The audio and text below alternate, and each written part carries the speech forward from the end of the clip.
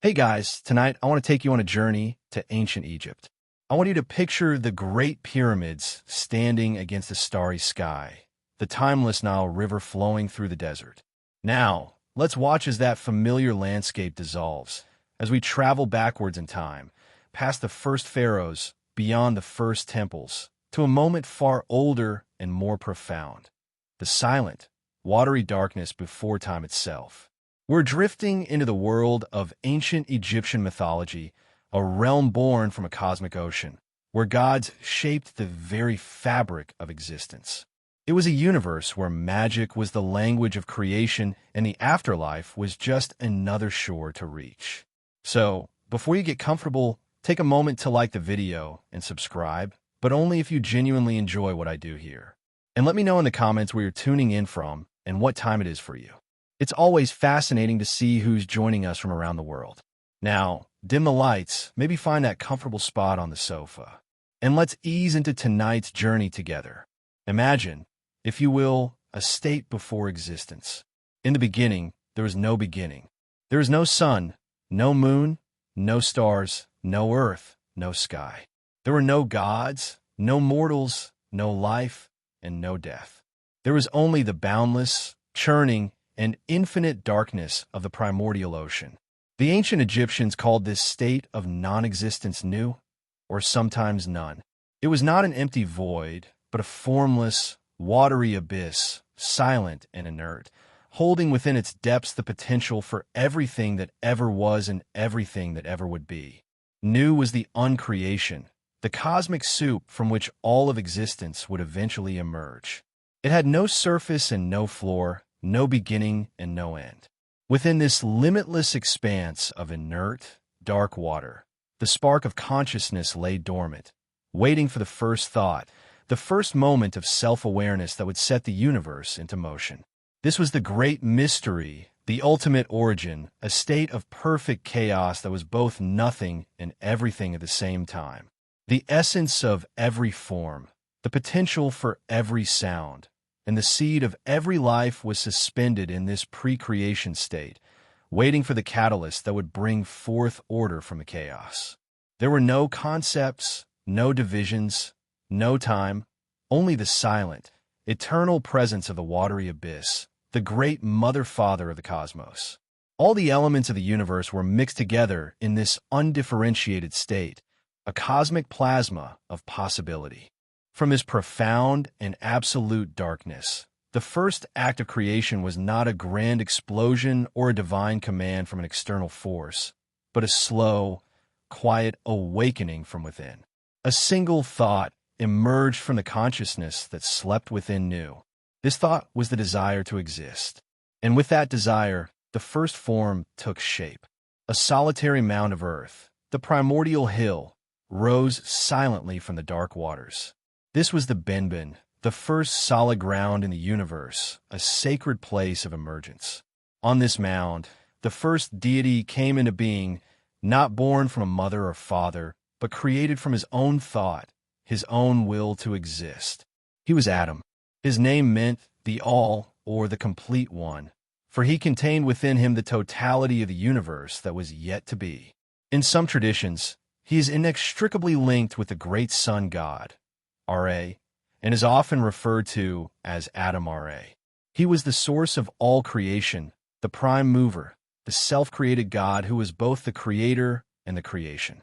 His emergence was a triumph of over nothingness, the first imposition of order upon the boundless chaos of Nu. He stood alone on the Benben, a solitary figure in the vast darkness, the first point of stability in a formless universe. He looked around and saw only the endless, inert waters from which he had come. He was complete, yet he was alone. This loneliness became the second great catalyst for creation. The universe had been born in a single thought, but would be populated through a longing for companionship and a desire to give form to the infinite potential he embodied. Adam was the ultimate paradox, the all-encompassing being who was also utterly solitary. His next act would be to differentiate the universe, to bring forth other beings from his own essence, to separate the all-ness into the many-ness that would become the world. The creation of the gods and the cosmos was not a mechanical act, but an organic, almost biological process of emanation from this first, all-encompassing divine being. He was the seed of the gods, and the Benben was the fertile ground from which the divine family tree would grow. The ancient Egyptians saw this act of creation mirrored in their own world every year, when the fertile black earth emerged from the receding floodwaters of the Nile, bringing with it the promise of new life. The Benben was the ultimate symbol of this renewal, the first instance of life emerging from the seemingly lifeless waters. Adam, standing on the primordial mound, knew that to create the world, he needed to bring forth other gods from his own being. Having no partner, his first act of procreation was one of pure, unadulterated self-generation. The myths describe this event in various symbolic ways. In one version, through the sheer power of his will and the utterance of their names, he brought forth his children. In a more earthy and physical depiction, it is said that he produced his offspring through an act of masturbation, holding his own phallus and capturing his semen in his mouth. From this act, he then either spat or sneezed out his first two children. This act, while seeming crude to modern sensibilities, was deeply symbolic to the Egyptians. It represented the idea that all life, all creation, ultimately originated from a single, powerful, and fertile source. The first divine children to emerge were Shu, the god of the air, and Tefnut, the goddess of moisture. Shu, whose name means emptiness, or he who rises up, represented the dry, empty space of the atmosphere, the very air that would separate the sky from the earth. He was the god of light, wind, and the space between things. Tefnut, on the other hand, represented the life-giving wetness of the world, the dew, the mist, and the rain. She was the essence of moisture, the principle of condensation and dampness that was essential for life to begin. Together, Shu and Tefnut were the first divine pair, the first differentiation of Adam's unified being into the fundamental principles of the cosmos, the dry and the wet, the masculine and the feminine, the space and the substance. They were the building blocks of the physical world. With their birth, the universe was no longer a solitary point of consciousness, but had become a dynamic system of interacting forces. Adam then had to give them a place to exist. Thus began the ordering of the cosmos, the creation of a structured reality where these new gods, and all life to come, could flourish. The birth of Shu and Tefnut marked the end of Adam's solitude and the true beginning of the pantheon. They were the first generation of gods born from the Creator, and it would be their children, in turn, who would give the world its physical form as the Egyptians knew it, establishing the earth below and the sky above. This group of the first 9 gods, starting with Adam and including his children and grandchildren, would become known as the Ennead of Heliopolis, the great council of deities who governed the universe. Shu, the god of air, and Tefnut, the goddess of moisture, were the first divine pair, born from the essence of the creator god Adam. As the first separation of the unified whole, they represented the fundamental duality that underpins all of existence. Shu was the principle of dryness, the vast, empty space of the atmosphere, the breath of life, and the wind that moves across the land. He was often depicted as a man wearing a headdress with a single ostrich feather, the hieroglyph for his name, and a symbol of lightness and truth. Tefnut, his sister and consort, was the embodiment of all moisture, from the morning dew that nourished the crops to the corrosive dampness that could decay stone. She was the life-giving wetness that made the arid land fertile. Her form was often that of a lioness, or a woman with the head of a lioness, linking her to the fierce power and protective nature of the sun, and she wore a solar disk on her head, connecting her to the divine authority of her father, Adam-Ra. Together, they were a perfect, balanced pair, 2 sides of the same coin, their union essential for the creation of a habitable world. They were the atmosphere, the very medium in which life would exist, a bridge between the Creator and the yet-to-be-created physical world. Their existence brought the first sense of dimension and environment to the cosmos, a space defined by air and the potential for life through moisture. However, soon after their creation, a great crisis occurred. In the vast, undifferentiated darkness of the primordial abyss of Nu, Shu, and Tefnut went exploring. They wandered away from their father Adam, who remained on the Benben Mound, and they became lost in the infinite, churning blackness of the cosmic ocean. The darkness was absolute, and they could not find their way back. They were separated from their source, and the newly formed principles of air and moisture were lost to the void. Adam, alone again on his solitary mound, was overcome with grief and fear. The first separation he had willed into existence had resulted in loss. He was a father who had lost his children. The loneliness he had felt at the dawn of creation returned, but this time it was tinged with sorrow. For a long period, he waited in anguish. The creative process had stalled. The universe held in a state of suspended animation. The potential for the world was lost with his children in the endless waters.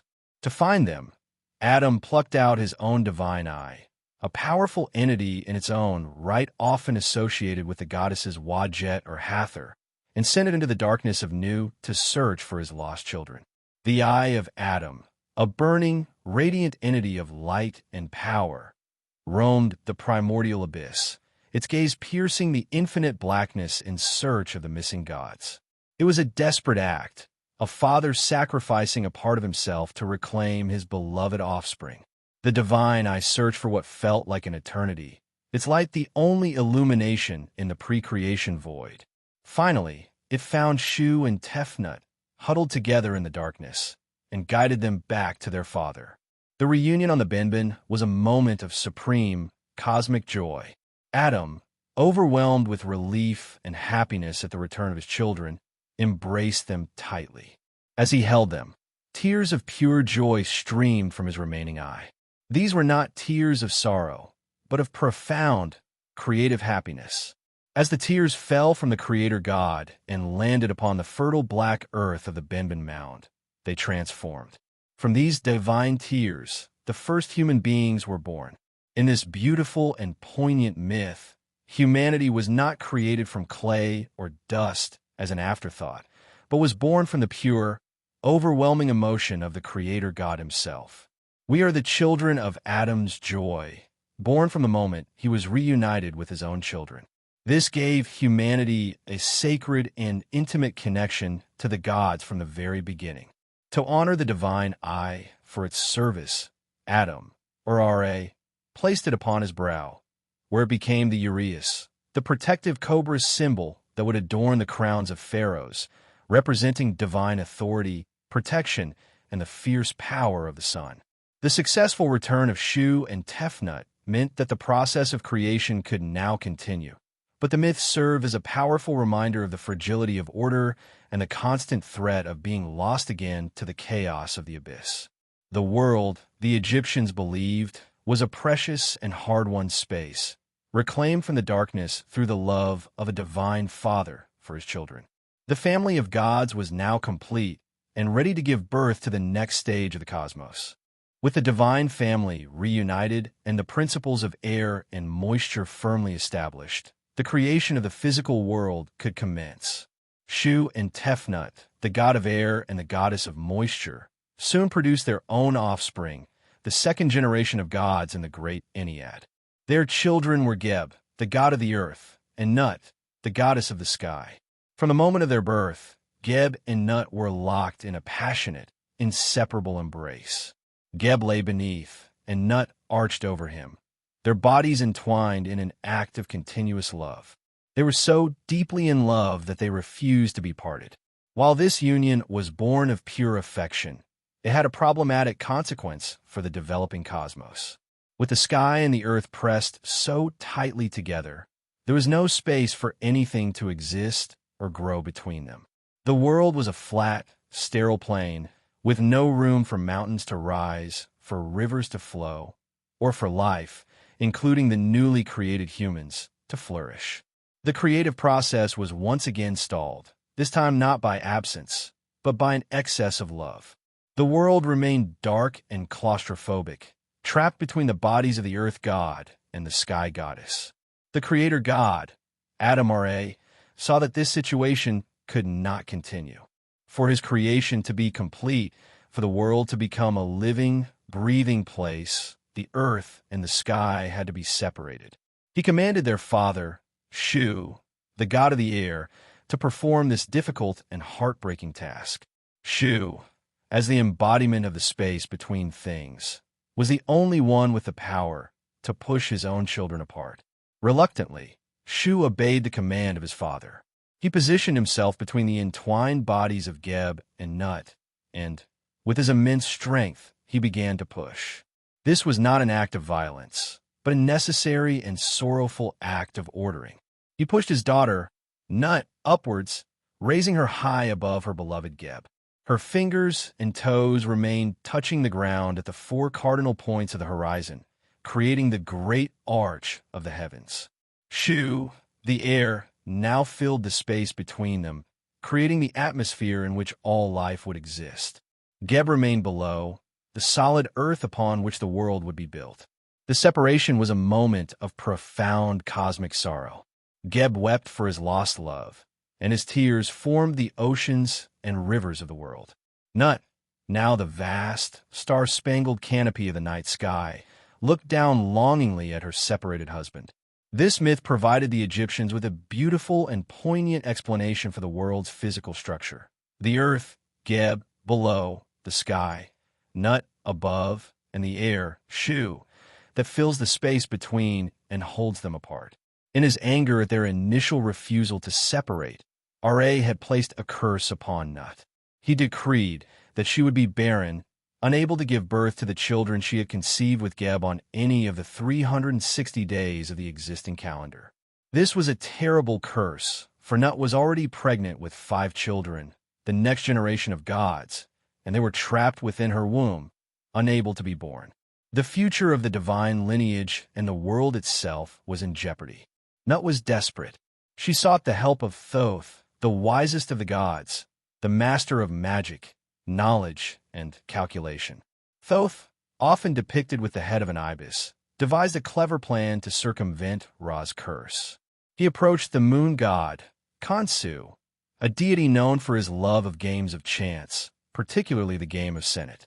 Thoth challenged Khonsu to a game, wagering his own magic against the moon's light. Thoth, being the god of wisdom, won again and again.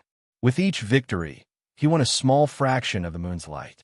In total, he accumulated enough moonlight to create 5 new days, which he added to the end of the existing 360-day calendar, bringing the total to 365 days. Because these 5 epigomenal days were not part of the original calendar, Ra's curse did not apply to them. On these 5 days, outside of ordinary time, Nut was finally able to give birth to her 5 children. On the first day, she bore Osiris, who would become the great king of the earth. On the second, Horus the elder. On the third, she bore Set, the god of chaos and the desert. On the fourth, her daughter Isis, the goddess of magic and wisdom. And on the 5th and final day, she bore Nephthys, the protective goddess. The birth of these 5 gods marked the completion of the Ennead and set the stage for the most famous and pivotal myth in all of Egyptian mythology, the saga of Osiris, his murder by his jealous brother Set, and the epic struggle for the throne of Egypt that would follow. The world was now fully formed, populated by its ruling gods, and the great drama of divine rule, betrayal, and cosmic order could begin. With the cosmos firmly established, the world having been given its form through the separation of the earth and the sky, the stage was set for the rule of the next generation of gods. The 5 children of Geb and Nut, born on the 5 magical days created by Thoth's cunning, were destined to preside over the newly formed world of mortals. The divine right to rule passed from the creator, God Adam Ra, to his children, and then to his grandchildren. The firstborn of this new generation, Osiris, was recognized as the heir to the throne of his father, Geb. His reign was the mythical golden age of Egypt, a time of unparalleled peace, prosperity, and enlightenment. Osiris was not a distant or wrathful god. He was a benevolent and beloved king, a culture bringer who descended from the heavens to live among the people of the Nile Valley. In the time before his rule, the myths tell us that humanity was in a savage and primitive state, living without laws, without agriculture, and engaging in cannibalism. It was Osiris who lovingly taught them the ways of civilization. He showed them how to cultivate the fertile black earth, introducing the essential arts of agriculture, teaching them to plant wheat and barley, and how to make bread and brew beer from the grains. He established the first laws, creating a system of justice and order, Ma'at, that would govern society. He taught them music, poetry, and the proper rituals for worshiping the gods. Under his wise and gentle rule, the land of Egypt flourished, transforming from a wild and chaotic place into a prosperous and orderly kingdom, a direct reflection of the cosmic order the gods had established. By his side ruled his sister and wife, Isis, a goddess of immense power, wisdom, and magic. Isis was more than just a queen. She was the co-ruler and the intellectual force behind the throne. Her name is thought to mean she of the throne, and indeed, she was the embodiment of the throne's power and legitimacy. While Osiris taught the men the arts of farming and governance, Isis taught the women the domestic arts of weaving, baking, and brewing. But her true power lay in her mastery of Heka, or magic. She was the most powerful magician in the pantheon. Her knowledge of spells, incantations, and secret names surpassed only by the great god Thoth. She was fiercely intelligent, endlessly resourceful, and deeply devoted to her husband. Together, Osiris and Isis formed the perfect divine couple, a symbol of marital fidelity, wise rule, and the harmonious balance between the masculine and feminine principles. Their reign was a testament to the power of order and civilization to create paradise on earth. The people of Egypt adored them, seeing in their divine king and queen the promise of a stable and prosperous life. However, this idyllic age of peace was not destined to last. While Osiris represented the fertile, life-giving black land of the Nile Valley, his younger brother, Set, embodied the harsh, sterile, and chaotic red land of the desert that bordered their kingdom. Set was a god of immense strength and ferocity, a warrior who stood on the prow of Ra's solar bark to fight off the serpent of chaos, Apophis. But on earth, his power was one of disruption and violence. He was the god of deserts, storms, foreigners, and chaos. He was often depicted with the head of a strange, unknown creature, the Set animal, with a long, curved snout and tall, squared-off ears. From a moment of his birth, when he was said to have violently ripped himself from his mother Nut's womb, Set was a being of conflict. He watched the adoration that was heaped upon his brother Osiris with a growing, burning jealousy. He saw Osiris's success not as a blessing for the world, but as a personal insult.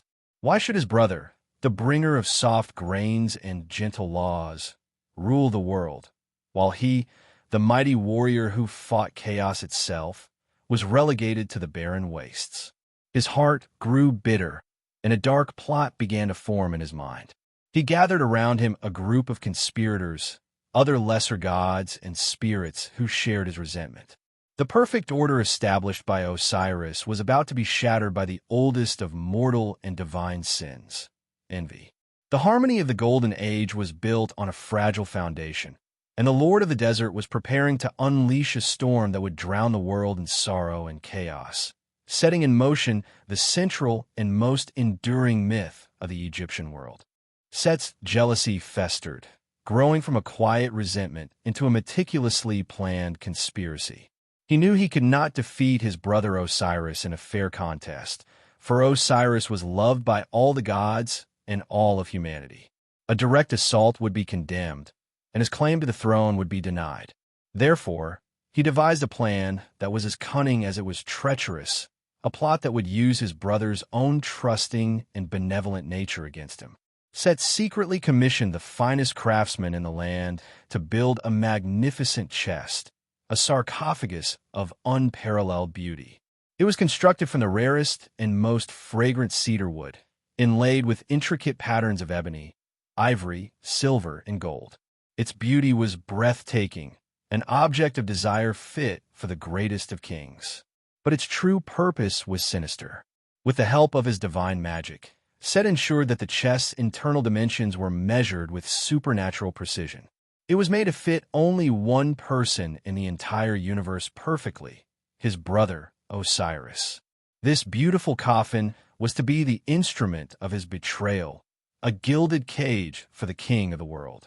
With the chest complete, Set organized a grand banquet, a lavish feast to which he invited Osiris and all the other gods.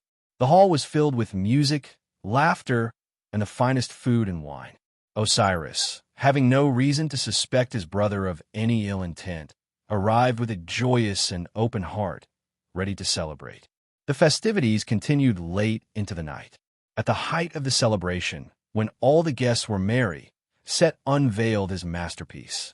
He had the magnificent chest brought into the center of the hall, where it shimmered and glowed under the torchlight. The gods gasped in admiration at its beauty. Set, with a magnanimous and charming smile, announced that he would give this incredible chest as a gift to whichever of the guests could fit perfectly inside it.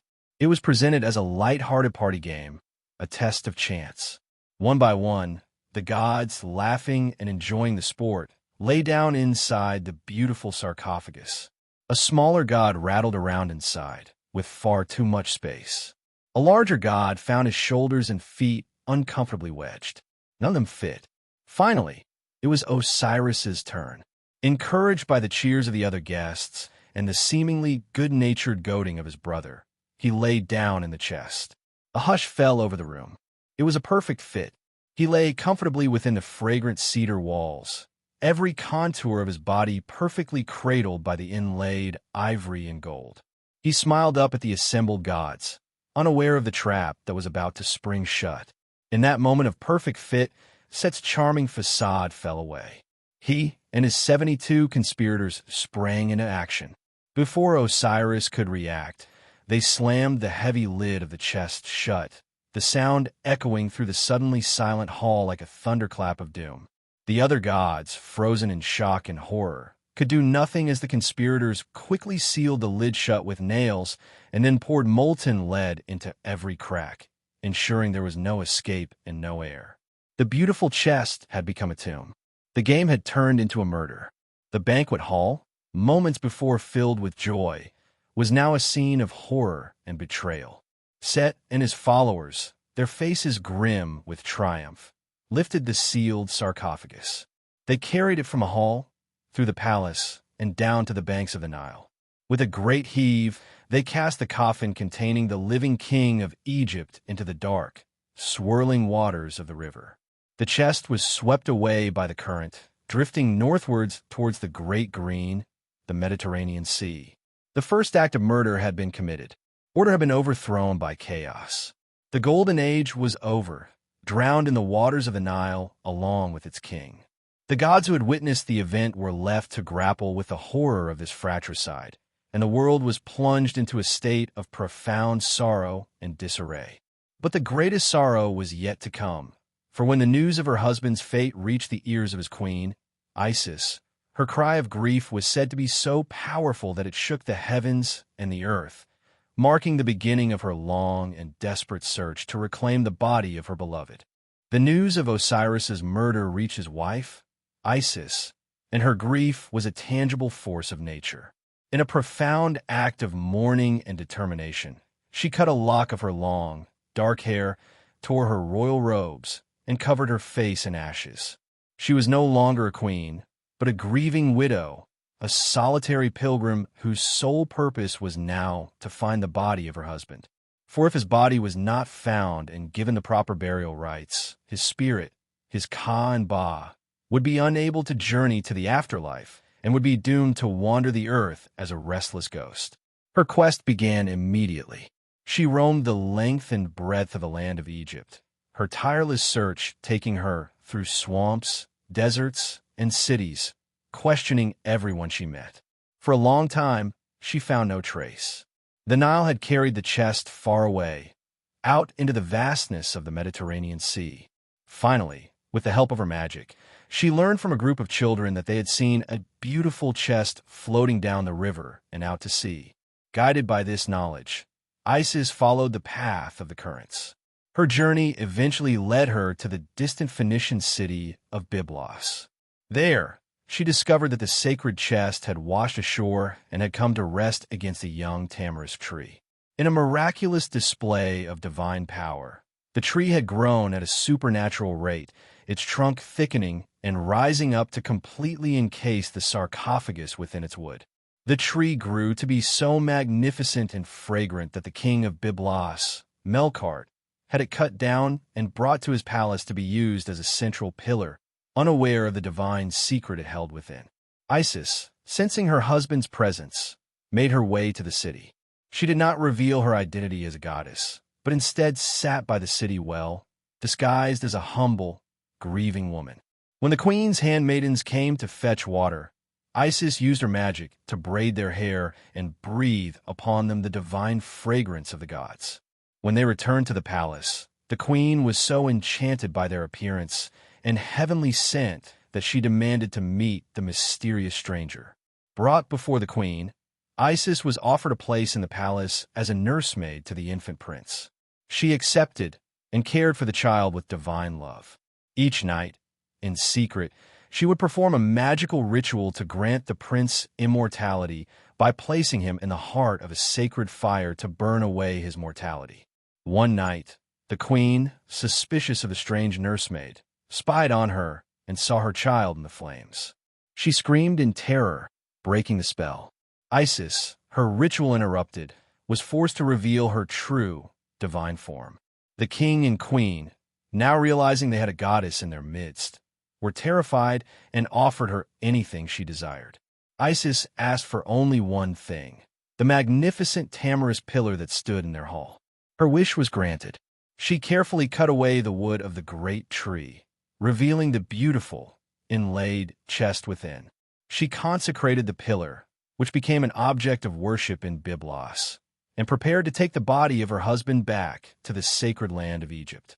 With the help of other deities, she transported the chest by boat, returning to the secluded papyrus swamps of the Nile Delta.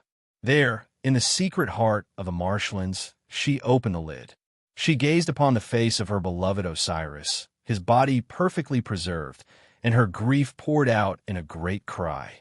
The myths say that in this moment, she transformed into a kite, a swift bird of prey, and flew above his body. With the powerful beating of her divine wings, she fanned the breath of life back into him. It was not a true resurrection, but a temporary reanimation. In that sacred, magical moment, she descended upon his revived form and conceived their child, Horus, who would be destined to avenge his father and reclaim the throne. After this act, knowing she needed help, she hid the body of Osiris in the reeds and went to find her sister, Nephthys. But the dark god Set had not been idle. While out hunting in the delta under the light of the full moon, he stumbled upon the hidden chest. Recognizing it instantly, he was consumed by a savage fury, realizing that his brother's body had been found and that his own crime might be undone. In a final, brutal act of desecration, he ripped the body of Osiris from the sarcophagus and, with his bare hands, tore it into 14 pieces, scattering them throughout the length and breadth of the land of Egypt. He threw the pieces into the Nile, into the desert, and into the mouths of crocodiles, ensuring that his brother could never be made whole again. When Isis returned with Nephthys to find the empty, broken chest, her grief was renewed, but so was her resolve. Her quest was not over. Now, she had to embark on an even more arduous journey, to find and reassemble every last piece of her murdered husband. This final, desperate search would lead to the first act of mummification and establish Osiris's eternal role as the king of the dead and the lord of the underworld. The act of desecration committed by Set was the ultimate expression of chaos over order.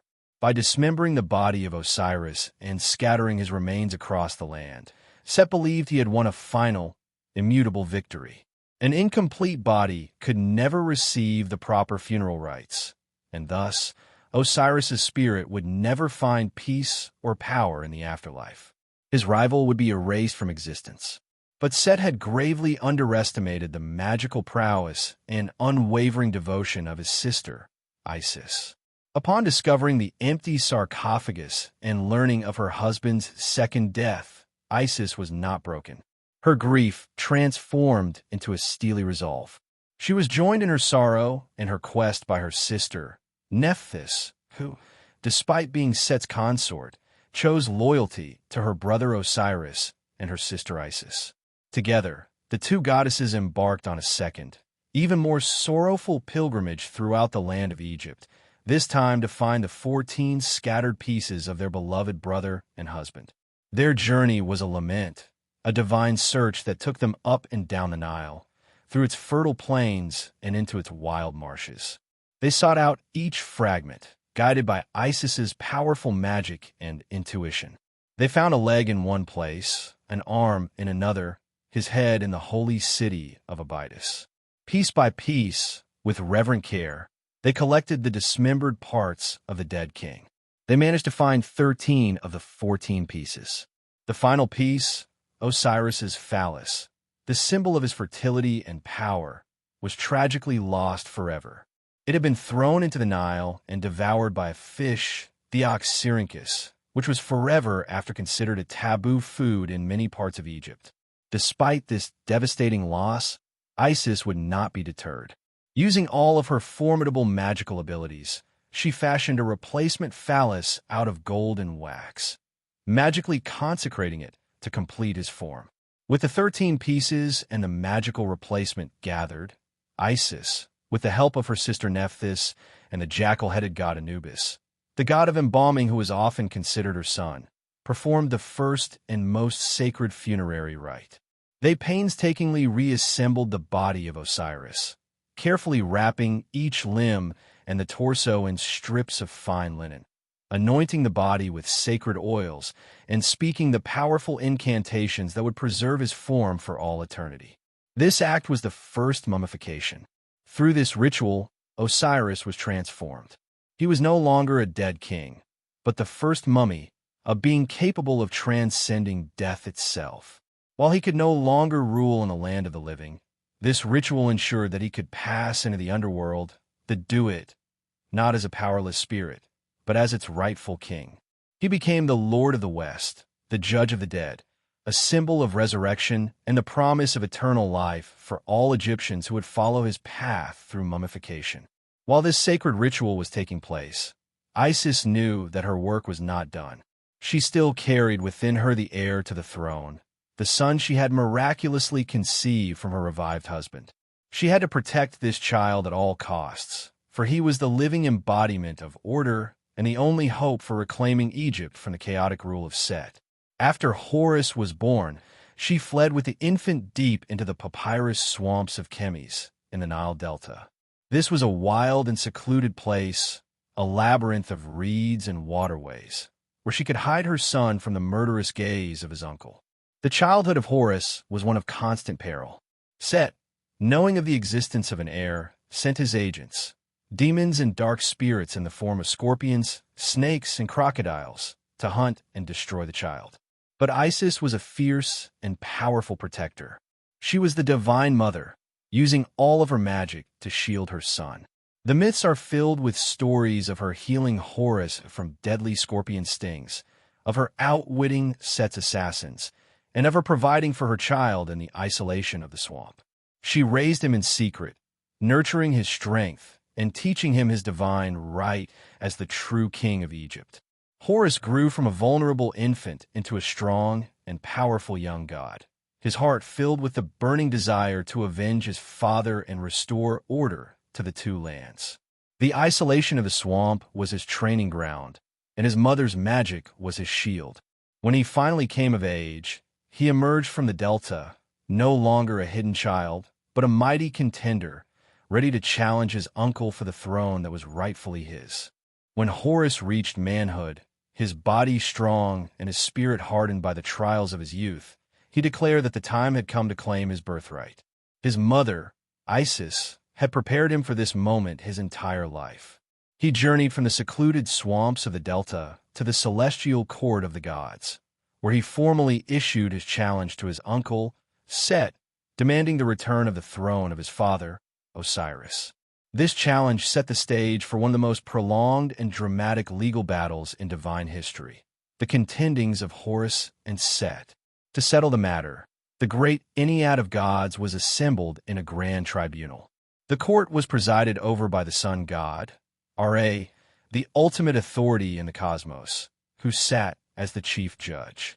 At his side was Thoth, the god of wisdom and writing, who served as the impartial court scribe, tasked with recording the proceedings and offering his wise counsel. All the major deities were present to hear the arguments and cast their judgment on a case that would determine the fate of Egypt and the very nature of divine kingship. The trial began with Horus making his claim. He stood before the assembled gods, a young, vigorous, and noble figure, and argued his case based on the principle of legitimate succession. He was the son of the former king, Osiris, and therefore, by all laws of inheritance, divine and mortal, the throne belonged to him. His mother, Isis, acted as his brilliant and cunning advocate, presenting the evidence of Set's treachery and passionately arguing for her son's rightful place as king. She spoke of the golden age under Osiris's rule and the chaos and disorder that had followed since Set seized power. Her arguments were rooted in the concept of Ma'at, the cosmic principle of truth, justice, and divine order.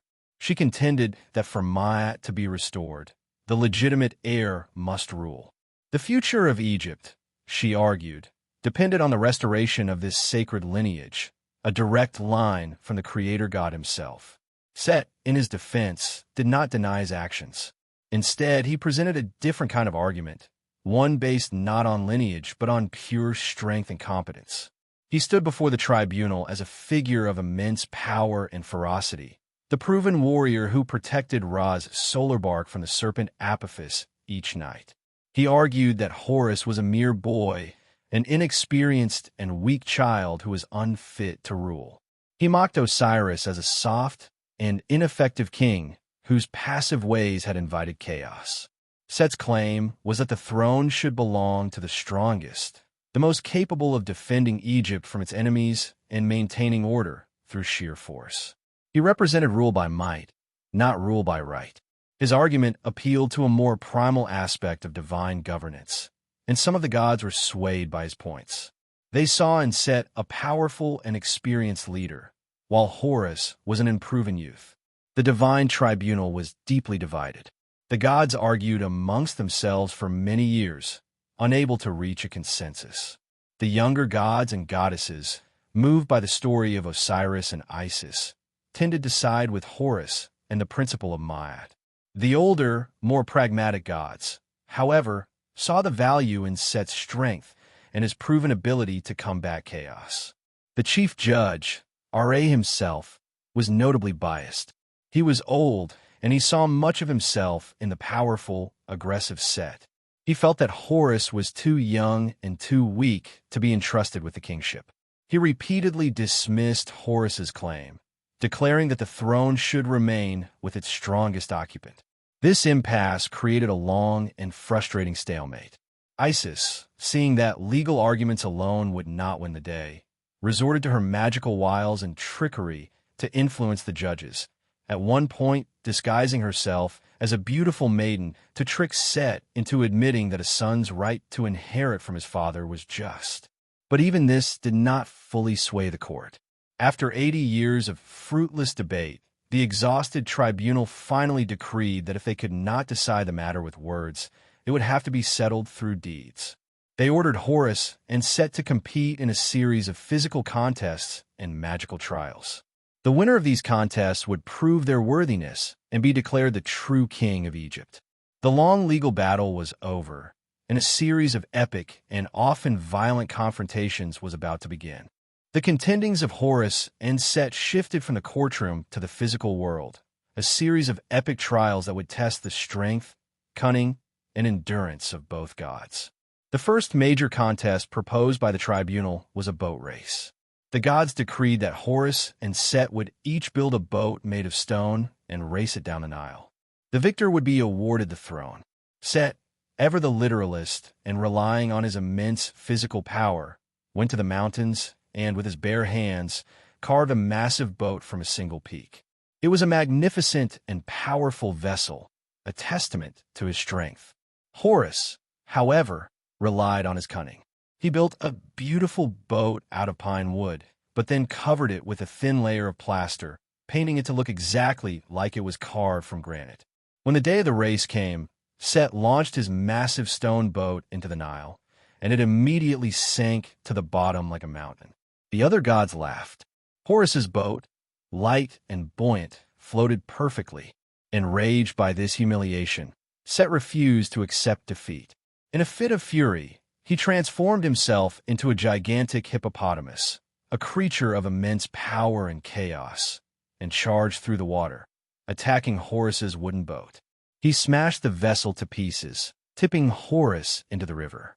Horus, in turn, prepared to retaliate with his harpoon, but the other gods intervened, stopping the fight before it could escalate into a battle to the death. The race was declared a draw, and the conflict remained unresolved.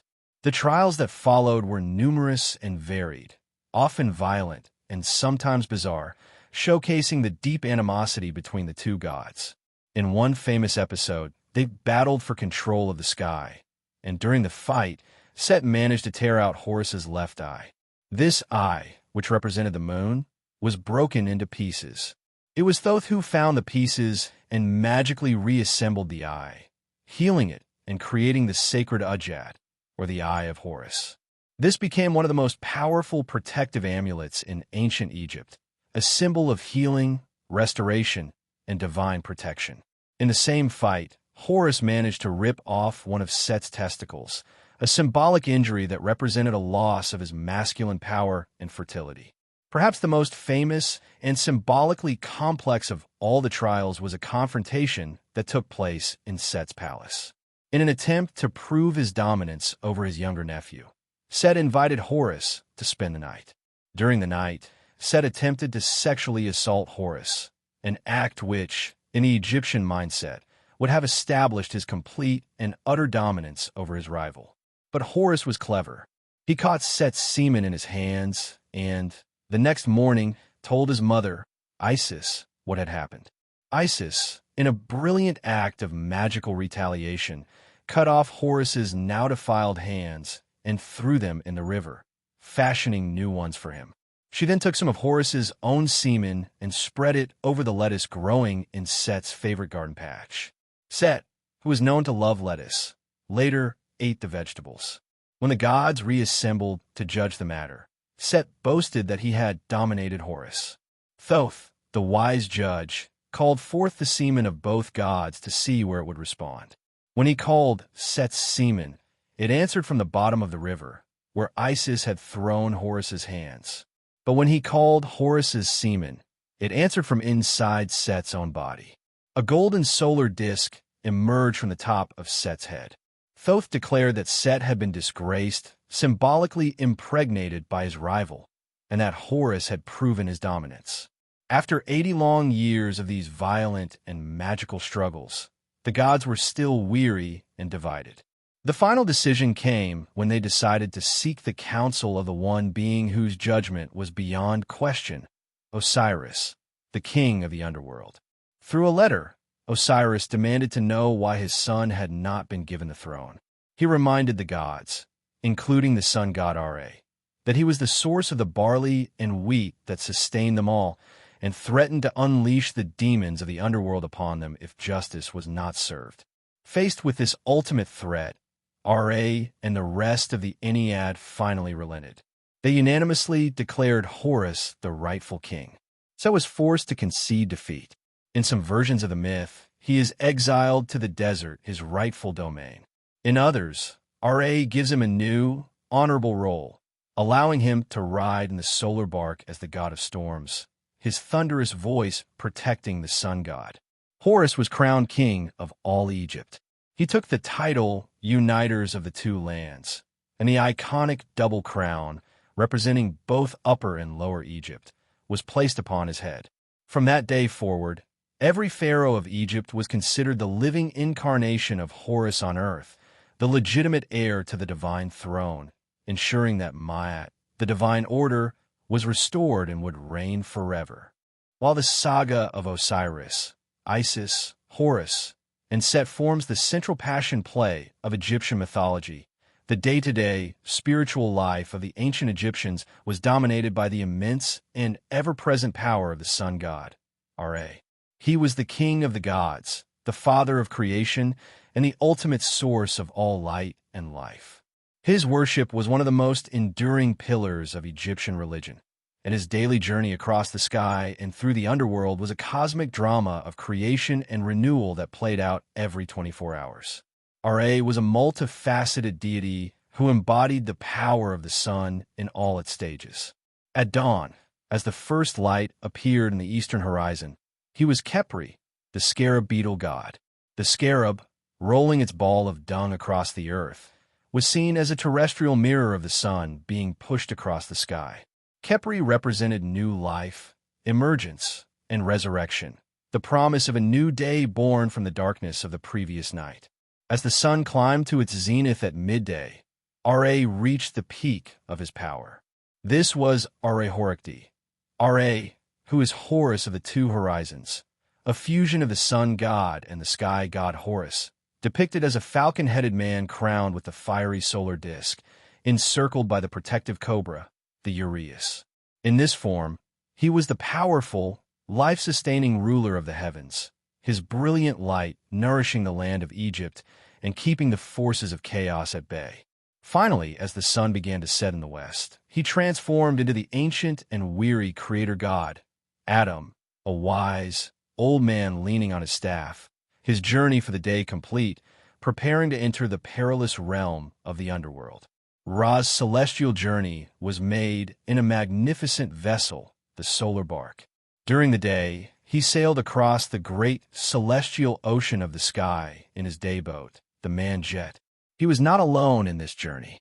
He was accompanied by a retinue of other gods who served as his divine crew. The god Sia, the personification of perception and knowledge, stood at the prow, acting as the navigator. The god Hu, the personification of authoritative utterance, stood at the stern, his role being to declare the creative will of Ra. They sailed through the 12 provinces of the sky, each representing one of the 12 hours of daylight, bringing light, warmth, and life to the world below. For the ancient Egyptians, this daily passage was not merely an astronomical event. It was a divine procession, a constant and visible reassurance of the power of the gods and the stability of the cosmic order, or Ma'at. The rising of the sun was a daily act of creation, and its setting was a reminder of the ever-present dangers that lurked in the darkness beyond the mortal realm. The people of Egypt would greet the morning sun with hymns and prayers, and watch its descent with a mixture of reverence and apprehension, hoping for the safe return of their great god. When the sun set in the west, Ra's journey was far from over. He left the Man-Jet bark and boarded his night boat, the Mesektet, to begin his most perilous passage, a 12-hour journey through the underworld, the Duat. The Duat was a terrifying and complex realm, filled with fiery lakes, gates guarded by knife-wielding demons, and monstrous serpents. Each of the 12 hours of the night represented a different region of the Duat, with its own unique challenges and inhabitants. As Ra's bark sailed through this dark realm, his light brought a temporary period of life and sustenance to the souls of the blessed dead who resided there, allowing them to awaken from their slumber and greet him with praise. His nightly passage was the source of their eternal life, but the journey was fraught with danger. The greatest of these dangers was the colossal serpent, Apophis or Apep. Apophis was the embodiment of chaos, darkness, and non-existence, a terrifying creature whose goal was to swallow the solar bark and its divine crew, thereby extinguishing the sun and plunging the universe back into the primordial darkness of Nu. Every night, at a specific hour, Apophis would attack. The battle was a cosmic struggle of immense proportions. The gods accompanying Ra had to fight off the great serpent. It was here that the fearsome god Set played a vital, heroic role. Standing at the prow of the night boat, he would use his mighty spear to repel Apophis, his chaotic power being the only force strong enough to subdue the serpent of chaos. After a great battle, Apophis would be defeated and cut into pieces, only to regenerate and attack again the following night. Having survived the ordeal, Ra would be magically rejuvenated in the 12th hour of the night. He would merge with Osiris, the king of the dead, in a powerful symbol of the unity of life and death, and then be reborn from the sky goddess Nut at dawn as Khepri, the scarab, ready to begin his journey anew. This eternal cycle of death and rebirth, of the nightly struggle against chaos and the triumphant return of the light, was the central pillar of Egyptian cosmology and the ultimate guarantee of the universe's survival. While the great male gods like Ra, Osiris, and Horus often dominated the central myths of kingship and cosmic order, the Egyptian pantheon was equally rich with powerful and complex goddesses whose influence permeated every aspect of life, from the home to the battlefield, from the birthing room to the tomb. These were not simply gentle consorts or passive mothers. They were formidable deities in their own right, embodying a vast spectrum of divine power, from nurturing love to terrifying destruction. Among the most beloved and significant was Hathor, the goddess of love, beauty, music, dance, fertility, and joy.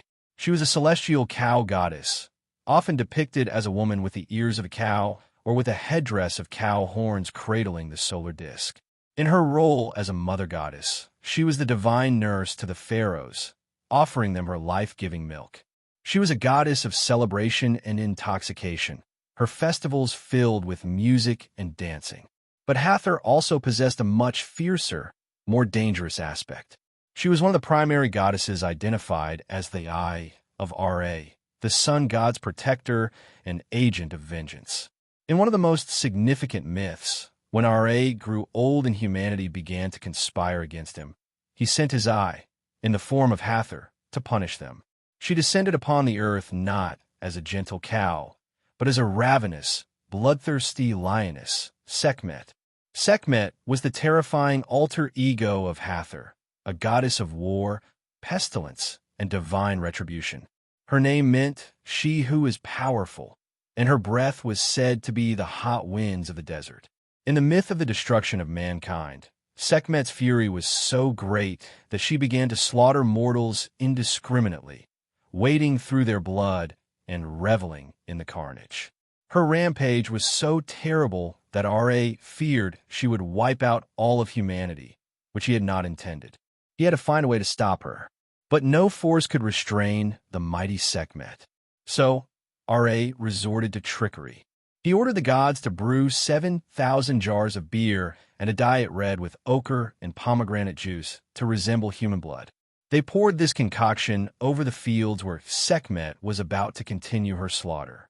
Thirsty from her rampage, Sekhmet saw the red liquid, believed it to be a lake of blood, and began to drink it greedily. She drank and drank until she became completely intoxicated, her divine fury forgotten in a drunken stupor. She fell into a deep sleep, and when she awoke, her bloodlust had vanished, and she transformed back into the gentle and benevolent Hathor. This myth is a powerful illustration of the Egyptian concept of duality. The same goddess could embody both the greatest joy and the most terrifying destruction. It also speaks to the idea of balance. The forces of chaos and destruction are necessary, but they must be kept in check, often through wisdom and cunning rather than brute force. The festival that commemorated this event, the Festival of Drunkenness, was a time of great celebration, where music and copious drinking were used to appease the wild goddess and ensure her benevolent aspect would prevail for the coming year. Another major feline goddess, who is often syncretized or confused with Sekhmet in early periods, was Batet. Originally, she too was a fierce lioness goddess of warfare, a protector of Lower Egypt. However, over time, as the domestic cat became a more common and beloved household animal, Bastet's image softened. She evolved into the cat-headed goddess we are more familiar with today, a gentle and playful deity who is the protector of the home, fertility, and childbirth. She was particularly associated with protecting women and children from disease and evil spirits. The cat, revered in Egypt for its ability to kill snakes, scorpions, and other vermin, was seen as the perfect embodiment of her protective qualities. She was a benevolent and popular goddess, worshipped in her great temple at Bubastis, where thousands of mummified cats have been discovered, left as offerings by her devoted followers. Like Hathor and Sekhmet, she represented a dual nature, the gentle, purring companion who could, when her family was threatened, reveal the fierce spirit of a lioness. These goddesses, along with others like Mut, the great mother goddess of Thebes and consort of Ammonius, and the primordial sky goddess Nut, demonstrate the vital and multifaceted role of the feminine divine in Egyptian mythology. They were creators and destroyers, nurturers and warriors, embodying the full spectrum of existence and ensuring the balance of the cosmos. While some deities governed the great cosmic cycles and the raw forces of nature, others presided over the essential functions and structures that made Egyptian civilization possible. These were the gods of knowledge, law, magic, and the rituals of the state, whose influence was woven into the fabric of daily life, from the scribe's pallet to the pharaoh's throne. Preeminent among these was Thoth, the god of wisdom, knowledge, writing, and the moon. He was the divine scribe, the master of hieroglyphs, which were known as Metanetjer, or the words of the gods. Thoth was believed to have invented writing and all the branches of knowledge, including mathematics, astronomy, medicine, and law. He was often depicted as a man with the head of an ibis, a bird the Egyptians associated with wisdom, or sometimes as a baboon. As the divine record-keeper, he sat in the Hall of Judgment during the weighing of the heart ceremony, dutifully recording the verdict of the deceased soul. His role as a divine arbiter was crucial. As seen in the contendings of Horus and Set, it was Thoth who acted as the impartial judge and mediator, ensuring that wisdom and order ultimately prevailed over brute force. As a moon god, he was a counterpart to the sun god Ra. While Ra governed the day, Thoth governed the night, his silvery light a symbol of rational, measured thought in contrast to the sun's raw, life-giving power. He was the keeper of secrets, the master of sacred texts, and the patron of scribes, who were the essential bureaucrats and intellectuals of the Egyptian state. Guiding the souls of the dead into the afterlife and presiding over its sacred rituals was the solemn and mysterious god, Anubis. He was one of the most ancient gods of the Egyptian pantheon, originally the supreme god of the dead before the rise of the cult of Osiris. He was depicted as a man with the head of a black jackal, a canine the Egyptians would have observed scavenging on the edges of the desert, near the cemeteries where the dead were buried. But Anubis was not a scavenger. He was a divine protector. His black color did not symbolize death, but rather the fertile black soil of the Nile and the discoloration of a mummified body, both of which were symbols of regeneration and rebirth. Anubis was the inventor of embalming, having performed the first mummification on the body of the slain Osiris.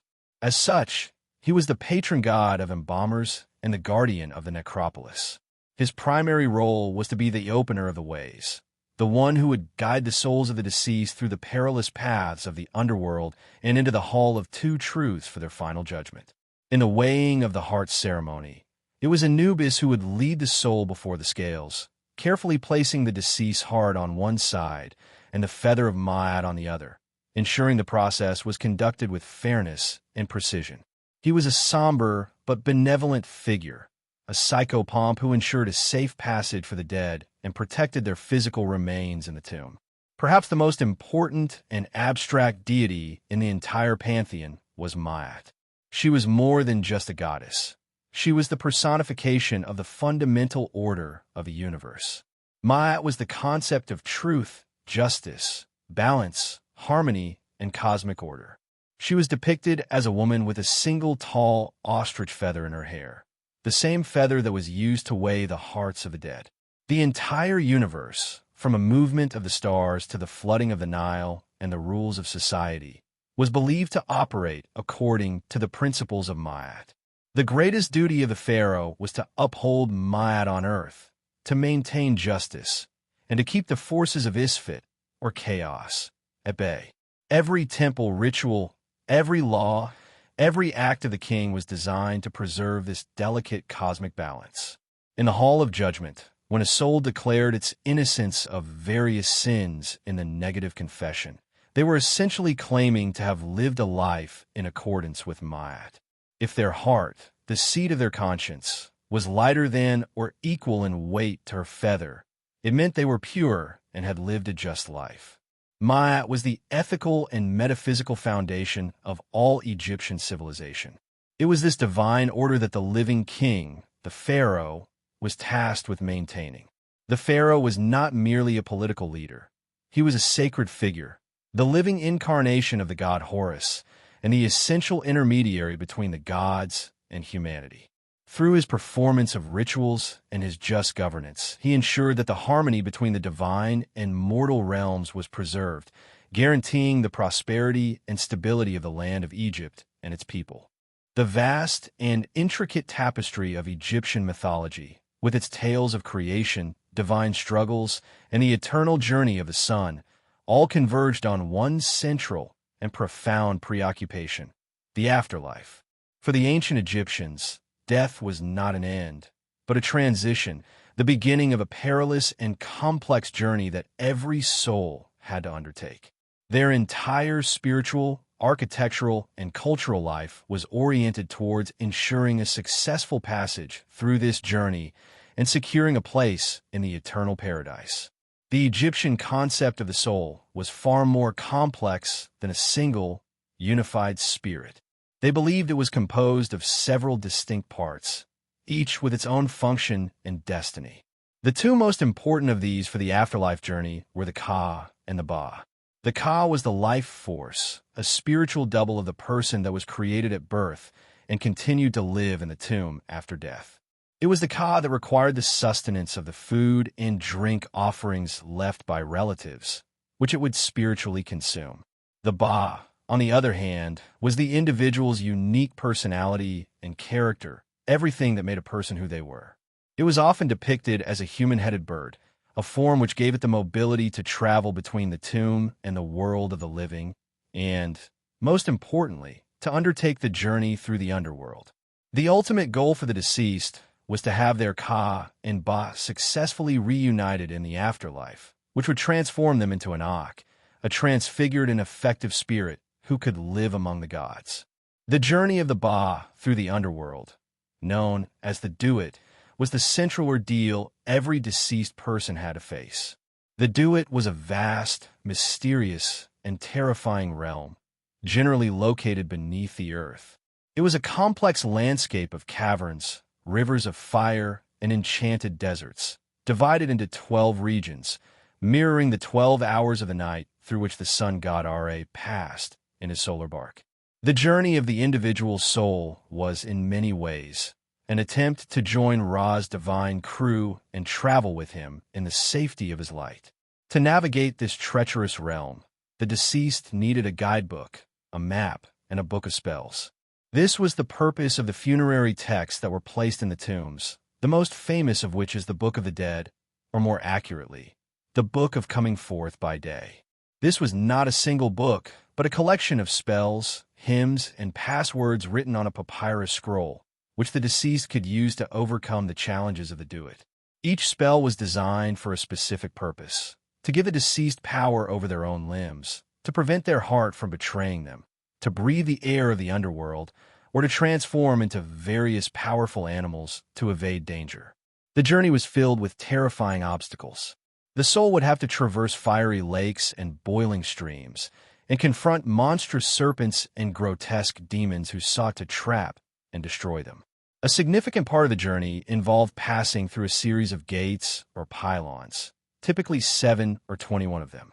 Each gate was guarded by a fearsome, knife-wielding entity with a terrifying name, such as he who lives on snakes or he who dances in blood. To pass through each gate, the deceased had to perform a ritual of address. They could not fight their way through. They had to demonstrate their spiritual knowledge and power by calling the guardian by its secret name. Knowing the true name of a being was believed to grant power over it. The deceased would have to declare, "I know you," and "I know your name," and then recite the correct password. This process was repeated at every gate. It was a test not of strength, but of purity and magical knowledge. If the soul was properly equipped with the spells from the Book of the Dead and had lived a righteous life, they could navigate this perilous labyrinth. Having successfully passed through all the gates and overcome all the demonic challenges, the soul would finally arrive at their ultimate destination, the Hall of Two Truths, where they would face their final judgment before the great god Osiris and the divine tribunal. The final judgment of the soul took place in the vast and sacred Hall of Two Truths, the celestial courtroom where the fate of every deceased Egyptian was decided. This was the climax of the soul's long and arduous journey, the single most important moment in their entire existence and afterlife. The scene, depicted in countless papyri from the Book of the Dead, is one of the most iconic and detailed in all of world mythology. The hall was presided over by the great god Osiris, the king of the underworld, who sat enthroned as the chief judge. He was often depicted as a green-skinned, mummified pharaoh, holding the crook and flail, symbols of kingship and authority. At his side, or sometimes behind him, were the goddesses Isis and Nephthys, his devoted sisters who had reassembled his body and who now offered their protective magic to the soul on trial. Before Osiris sat a divine jury of 42 assessor gods, each representing one of the nomes or provinces of Egypt, and each being the judge of a specific type of sin. Upon entering the hall, the deceased would be guided by the jackal-headed god Anubis, the gentle conductor of souls. The deceased would then have to perform the negative confession. They would address each of the 42 assessor gods by name and declare their innocence of a specific sin. This was not a confession of guilt, but a powerful, ritualistic declaration of purity. The soul would state, "I have not committed robbery with violence. I have not stolen. I have not killed. I have not told lies. I have not been deceitful," and so on, covering a wide range of moral and ethical transgressions. This was a demonstration that the deceased knew the laws of Ma'at, the cosmic principle of truth, justice, and order, and had lived their life in accordance with them. This confession was a crucial part of the process, a verbal affirmation of the soul's purity and worthiness to enter the eternal paradise. After the negative confession, the true test would begin, the weighing of the heart. The Egyptians believed the heart, or IB, not the brain, was the seat of intelligence, emotion, memory, and conscience. It was the record of all the deeds, good and bad, performed during a person's lifetime. In the center of the hall stood a great set of golden scales.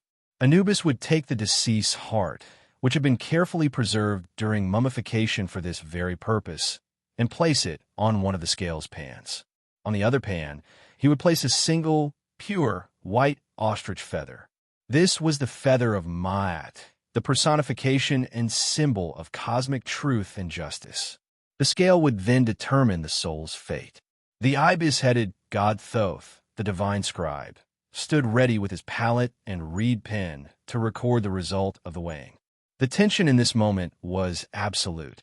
All the gods watched in silence as the balance beam of the great scale began to settle. If the person had lived a good and virtuous life, their heart would be light, free from the burden of sin. The scale would balance, or the heart would even be lighter than the feather. If the soul was declared just, Osiris would render his favorable verdict. The deceased would be proclaimed Maseko, meaning true of voice or justified, a title of honor that signified their moral victory. They had successfully completed their journey and were now deemed worthy of eternal life. But if the person had lived a life of wickedness and sin, their heart would be heavy, weighed down by their transgressions. The scale would tip, the heart heavier than the feather. This was a verdict of damnation, and for such a soul, a terrifying fate awaited. For the soul who was declared true of voice, whose heart was as light as the feather of Ma'at, the reward was beyond measure. They had passed the ultimate test and were granted entrance into the eternal paradise, the field of reeds, known to the Egyptians as Aru. This was not a disembodied, spiritual heaven, but a tangible, idealized reflection of a life they had known and loved in the Nile Valley. Aru was a blissful and fertile land, a perfect version of Egypt, where there was no sickness, no pain, no sorrow, and no hard labor.